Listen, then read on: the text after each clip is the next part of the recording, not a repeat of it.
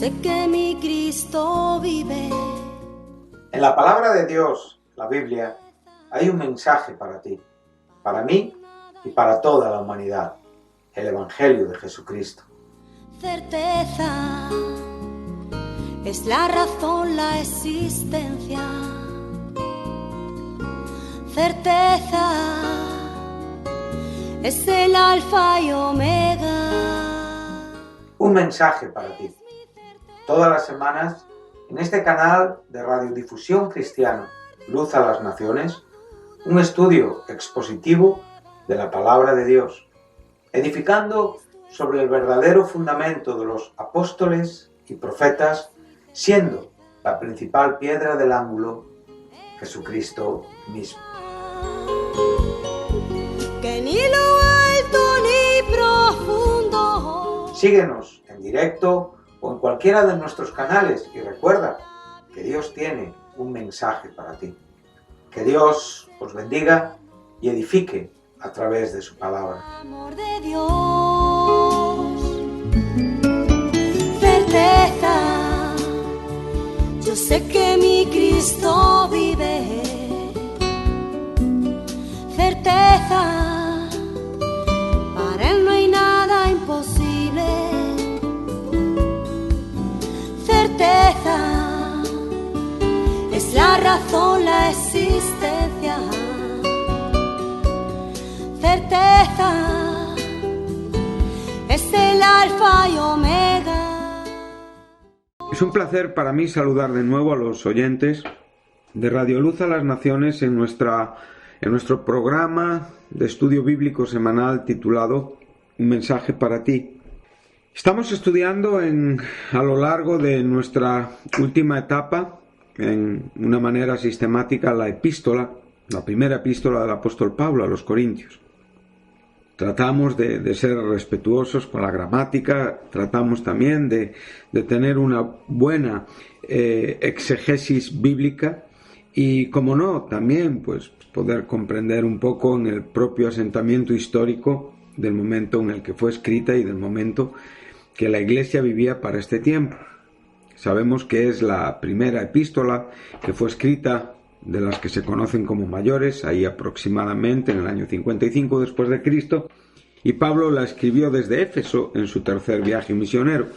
También sabemos que esta iglesia fue fundada y establecida por el apóstol aproximadamente por el año 50 en su segundo viaje misionero. Bueno, hemos avanzado a través del saludo, hemos avanzado a través de la preparación a lo que es el cuerpo epistolar en el cual ya estamos introducidos, y estamos en el versículo 10, por ir siempre un versículo 2 antes de donde dejamos nuestro último programa, y ya estamos de lleno en la razón por la cual el apóstol está escribiendo a esta iglesia. Ya podemos encontrarnos por ejemplo, en nuestra Reina Valera, el título que tiene el versículo 10, donde comienza el contexto, que es objeto de nuestro estudio, donde dice, ¿está dividido Cristo? Es una pregunta. Bueno, aquí ya podemos ver que lo que Pablo va a tratar y lo que Pablo va a confrontar son divisiones en esta iglesia, son conductas inadecuadas, son actitudes que generan roturas, daños, ofensas, contiendas, términos que hemos estado estudiando y que hemos podido extraer un alto contenido significativo. Y a la vez podemos ver también las conductas inapropiadas, orgullosas, soberbias, altivas, elitistas de muchos miembros de esta iglesia. Con esto no queremos decir que toda la iglesia fuera así. Sencillamente Pablo estaba tratando, abordando, enfrentando ciertos aspectos, ciertos sectores donde se estaba llevando a cabo acciones que estaban corrompiendo y estaban afectando a la totalidad de esta iglesia de Dios ubicada en Corinto. Hemos procurado por momentos también tratar de aliviar esa tensión interpretativa, comprensiva, que muchas veces existe entre aquello que es y entre aquello que debería de ser. aún entre esos errores y esas imperfecciones que podemos ver en cuanto a la iglesia, digamos, física, local, y esa iglesia de la cual Jesucristo nos habló en el capítulo 16 de Mateo, cuando a la propia respuesta de Pedro en cuanto a quién decían ellos que era Jesús, claramente Cristo declara en el verso 18, cuando ya ha declarado a Pablo como un bienaventurado, que ha sido objeto de la gracia de Dios, a quien ha sido revelado no por la carne ni por la sangre, sin por ninguna acción que se pudiera identificar como humana, sino por la propia revelación del Padre a través del Espíritu Santo y por el Espíritu Santo, de quien es el Hijo físicamente allí presente y humanizado. Entonces él le dice, bueno, y yo te digo, tú eres Pedro, y sobre esta roca, o sea, sobre la propia persona de Jesucristo, en contraste y contradiciendo a la opinión de la Iglesia romana, en cuanto a que Pedro evidentemente es el fundamento de la Iglesia, lo cual es tan extenso como lo que hoy representa el Papa en la Iglesia de Roma. Bueno, sabemos que esto es algo absolutamente herético. Sabemos perfectamente que esto ha causado muchos daños y ha sido objeto de persecución a aquellos que han defendido el cristianismo bíblico, aquellos que realmente han establecido que el único fundamento, la única roca de la que aquí Jesús está hablando es Él mismo.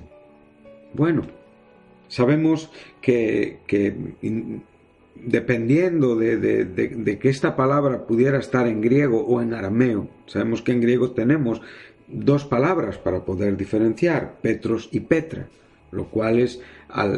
las cuales muchas traducciones las presentan así. Sabemos que nuestro Nuevo Testamento ha sido traducido al griego, era el lenguaje comercial e importante de la época en la que fue escrito el Nuevo Testamento. Pero también cabe la posibilidad de que esta palabra aquí esté en arameo y haya una dificultad para diferenciar lo que es piedra y roca, ya que posiblemente estemos hablando del mismo término para definir a las dos. Lo cual no causa ningún problema, porque en la propia interpretación del conjunto de las Escrituras no cabe la posibilidad de que Pedro, en este caso, pudiera ser nunca el fundamento de la Iglesia.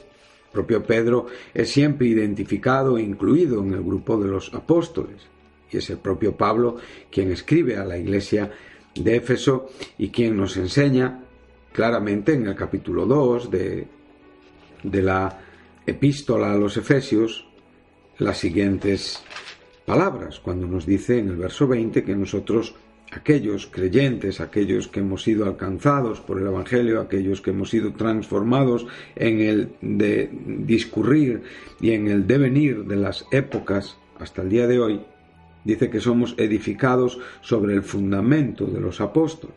Bien, el fundamento de los apóstoles, o sea, los apóstoles tenían un fundamento, no eran ellos mismos el fundamento.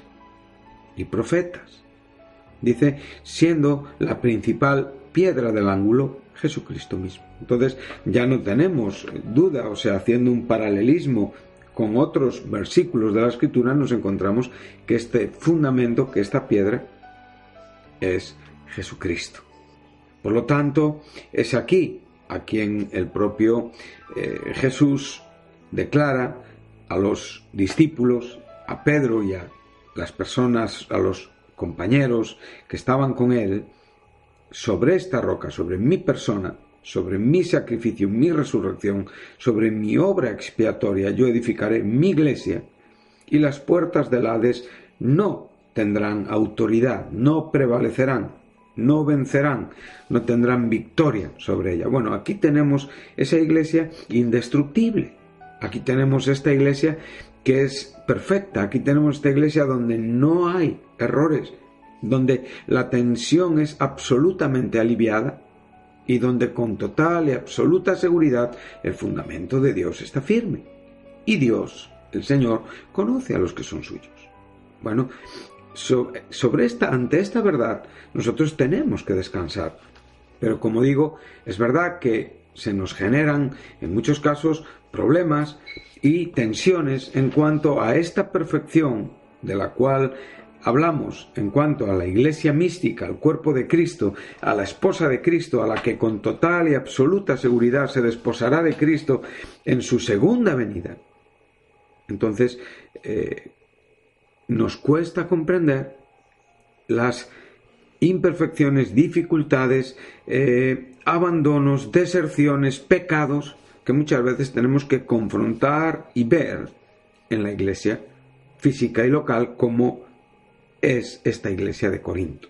Bueno, debemos de comprender soberanía de Dios, debemos de comprender responsabilidad humana, debemos de comprender perfección divina, debemos de comprender imperfección humana y siempre tratando de llevarlas en una manera correcta en cuanto a explicación, en cuanto a comprensión, sabiendo que todos estos asuntos únicamente pueden ser bien aclarados, y ya digo, bien aclarados en la mente del Señor. Y que en muchos casos, aún en la propia Escritura, no tenemos una claridad sobre algunos. Por lo tanto, decantarnos hacia un lado o hacia otro puede llevarnos a tener un desequilibrio doctrinal y una cojera explicativa que puede afectar, en muchos casos, a quienes nos escuchan o a aquellos que pueden aprender de nosotros. La perfección de Dios nunca está en contradicción con la imperfección humana. La soberanía de Dios nunca está en contradicción con la responsabilidad humana. Y cada una, evidentemente, tiene un lugar y tiene un significado en cuanto a quien Dios es y a quien el hombre es, siempre entendiendo a cada persona, siempre comprendiendo la grandeza, la perfección de aquel autoexistente y evidentemente la perfección de aquellos que somos objeto de su gracia, aún en nuestras condiciones imperfectas, humanamente hablando. Bueno, que el Señor nos ayude con todas estas cosas y que también nos ayude a no desalentarnos y no desanimarnos cuando leemos la Biblia y cuando tenemos que ver y aprender de aquellas cosas que sucedían también en las iglesias del primer siglo. Podemos ver en todas dificultades y problemas, sin que esto afecte, como digo, para nada a la perfección de la iglesia de la cual nos habló Jesucristo y que en muchos casos también el apóstol Pablo nos habla. Por ejemplo, en esta primera epístola del apóstol Pablo a los Corintios que estamos estudiando, en el capítulo 3, ¿sí?, en el verso 16, aquí dice: ¿no sabéis que sois templo de Dios y que el Espíritu de Dios mora en vosotros? Bueno, aquí está hablando de esta iglesia de la que habló Jesucristo. Está hablando de esta perfección, está hablando de lo que somos el conjunto de los creyentes. No, aquí no es individualmente, aquí es colectivamente. Sabemos que cada creyente es templo del Espíritu Santo, pero a la vez la iglesia es templo del Espíritu Santo. Entonces, dice el verso 17, si alguno destruyere el templo de Dios, Dios le destruirá a él, porque el templo de Dios, el cual sois vosotros, santo es. Entonces aquí nos está hablando del conjunto de la iglesia. Es más, aquí la palabra templo es el término naos, no es irón. Sí, irón se refiere al edificio en todo su conjunto. Sin embargo, el término naos siempre se refiere al interior, al santuario, al lugar santísimo, lo cual todavía es más indicativo de la importancia de lo que aquí estamos leyendo. Bueno, ya Pablo nos está introduciendo a través del versículo 10. Dice: os ruego, pues, hermanos, por el nombre de nuestro Señor Jesucristo. Aquí ya también estuvimos hablando por lo que Cristo significa, representa.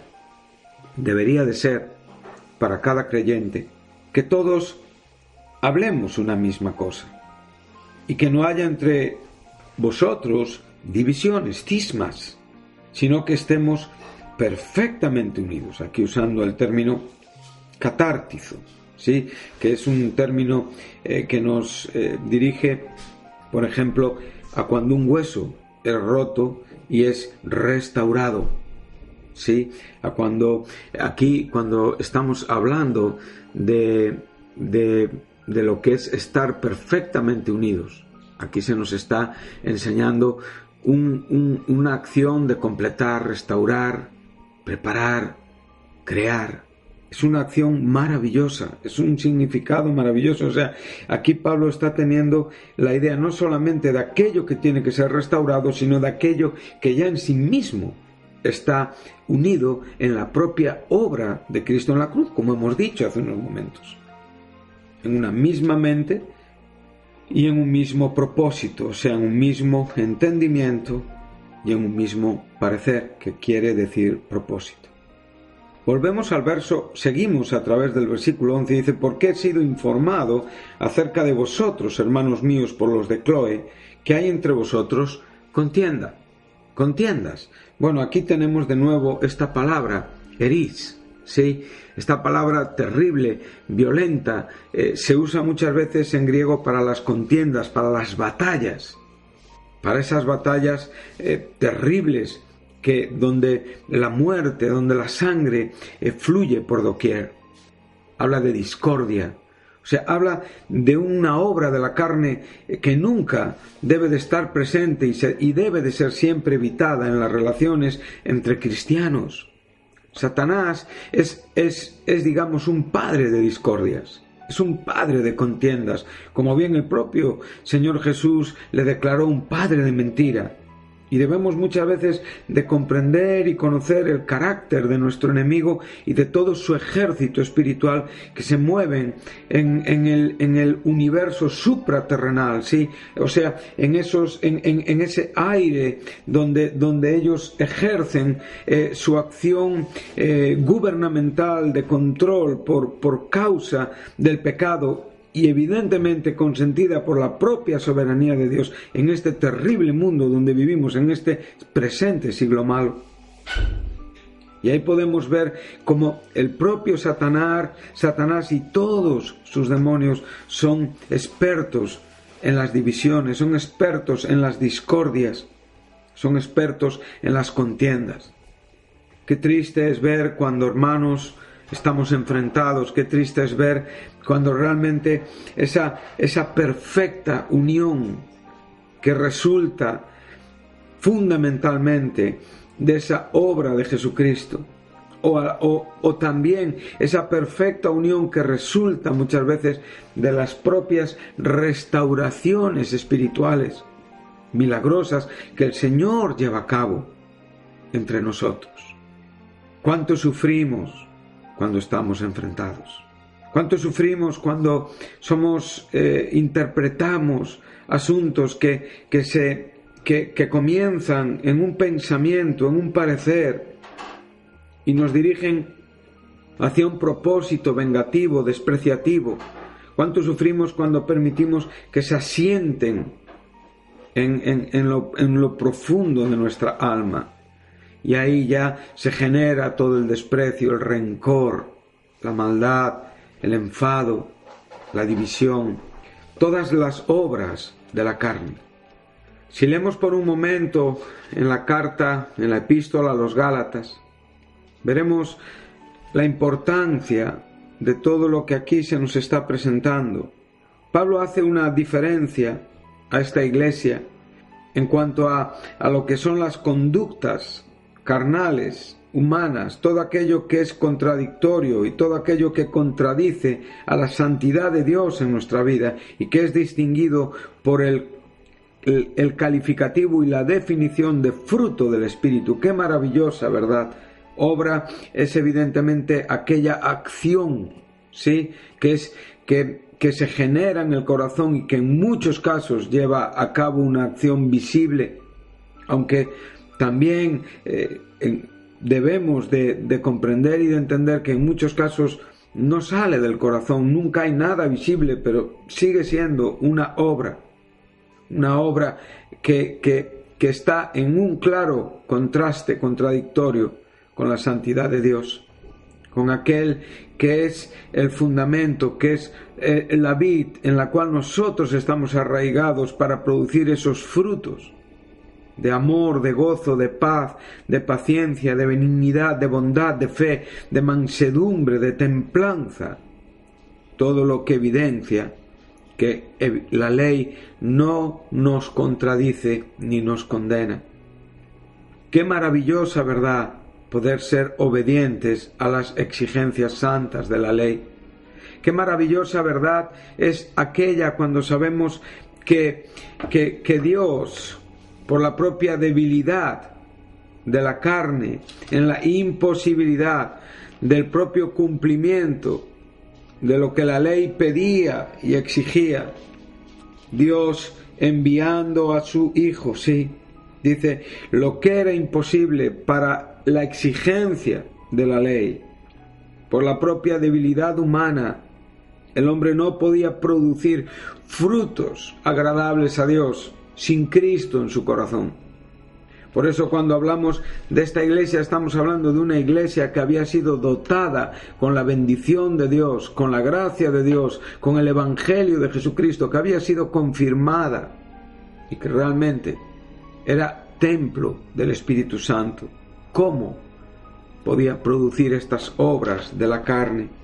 Y aquí vemos cómo Pablo nos enseña esta ley que tenía su debilidad en nuestra humana debilidad. Dice que Dios, enviando a su Hijo, humanizando a su Hijo, en semejanza de carne, ¿sí? O sea, en una condición de hombre, pero sin pecado, semejante a los hombres, pero sin pecado.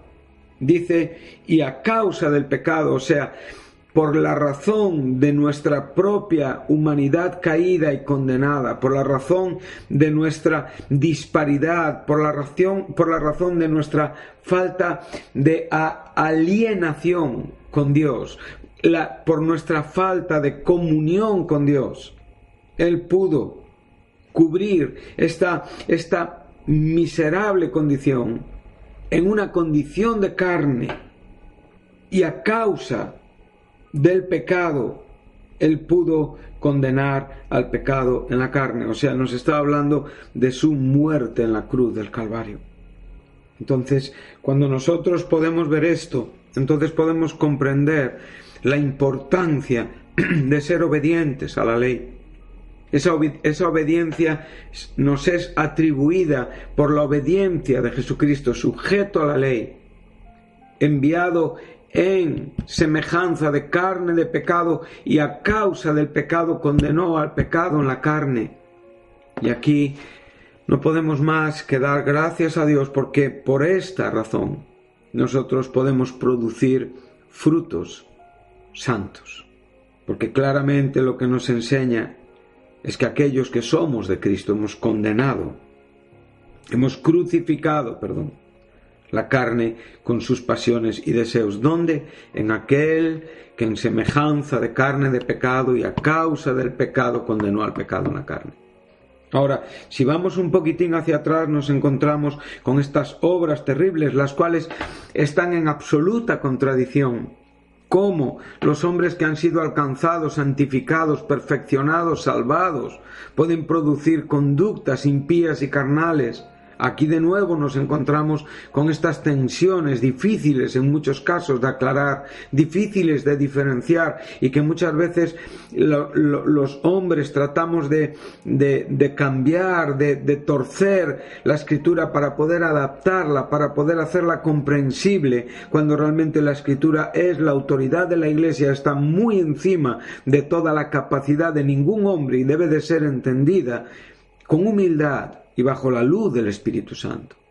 Y ahí nos encontramos que estas obras de la carne son adulterio, fornicación, inmundicia, lascivia, idolatría, hechicería. Bueno, hasta aquí vemos, digamos, conductas de un alto contenido pecaminoso. Podríamos decir, son pecados grandes, son indecencias manifiestas, escandalosas.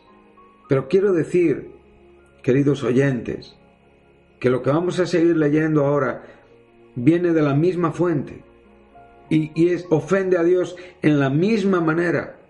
Recuerde lo que el propio Santiago nos enseña, que quien falla en un punto de la ley, falla en toda la ley. Por lo tanto, estando en una condición de vida, como digo, qué precioso es cuando se nos está enseñando en el capítulo 5 de Romanos, dice en el versículo 8, pero si Dios muestra su amor, recordamos, ¿no?, lo que hemos leído antes en el capítulo 8, verso 3, ¿no?, que Dios, enviando a su Hijo en condición de carne de pecado y a causa del pecado condenó al pecado en la carne, dice, si Dios muestra su amor para con nosotros en que siendo aún pecadores Cristo murió por nosotros, pues mucho más, estando ya justificados en su sangre, seremos salvos de la ira.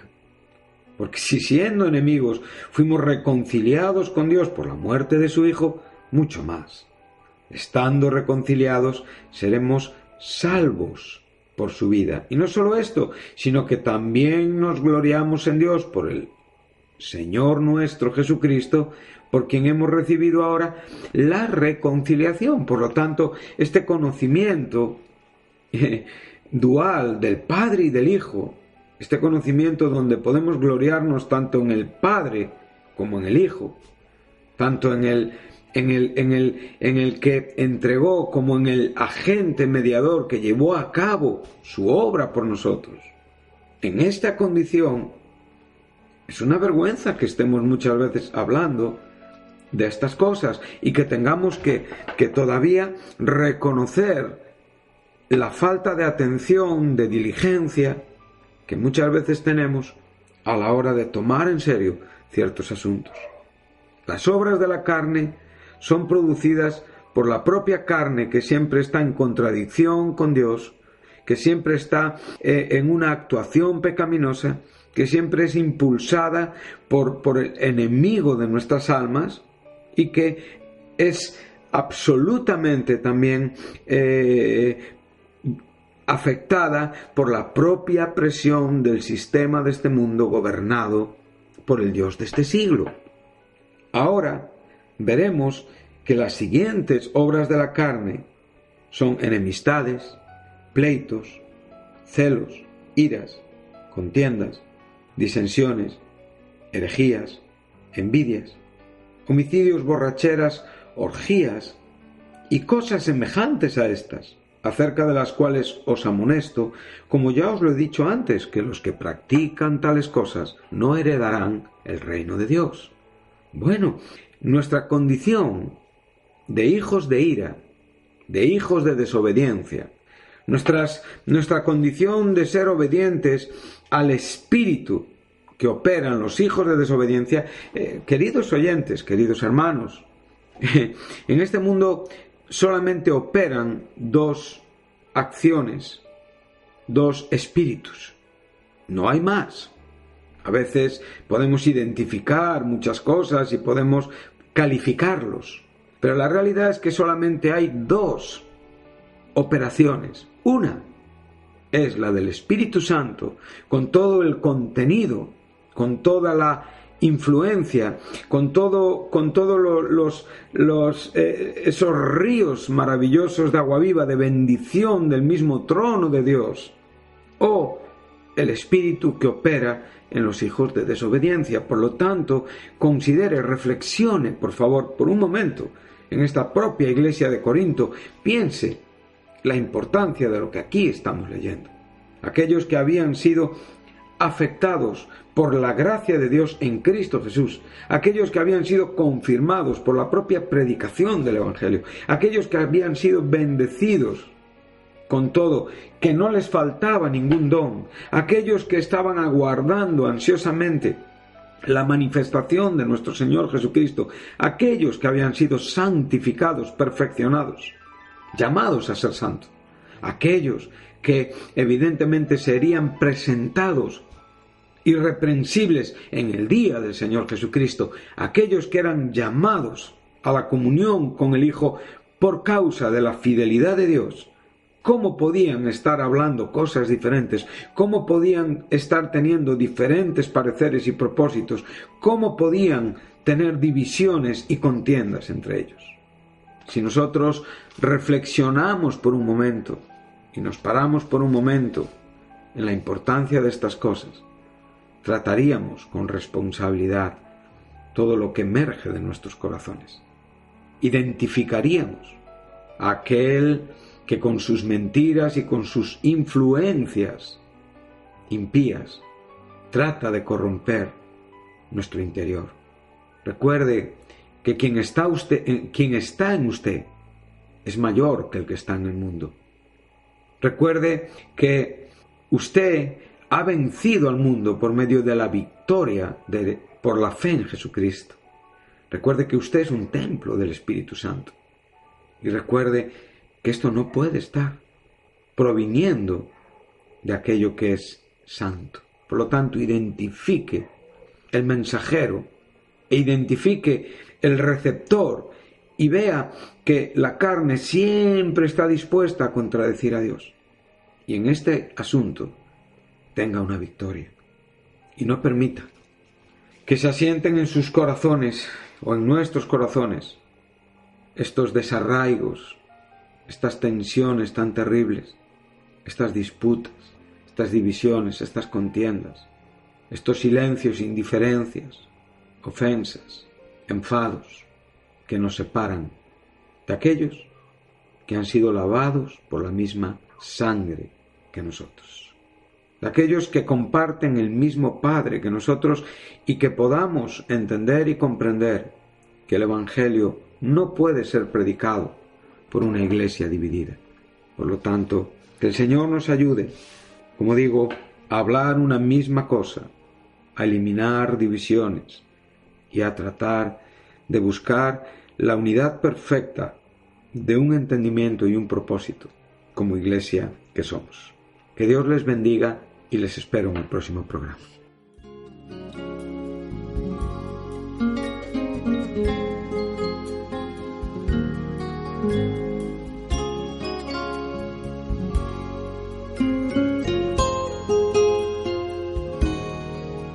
Certeza, yo sé que mi Cristo vive. Hasta aquí nuestro programa de hoy, un mensaje para ti. Si te gustó, si estás interesado en conocer más a Dios y saber más de su palabra, llámanos. 968-117-107 es el teléfono de Radio Luz a las Naciones. Si no tienes una Biblia y quieres conseguir una, te enviaremos sin compromiso un ejemplar de la misma. Puedes descargar este programa o volver a escucharlo en la página web de Radio Luz a las Naciones, www.fmradioluz.com. Recuerda, Cristo está cerca. Todos los sábados hay un mensaje para ti. No te lo pierdas. Que ni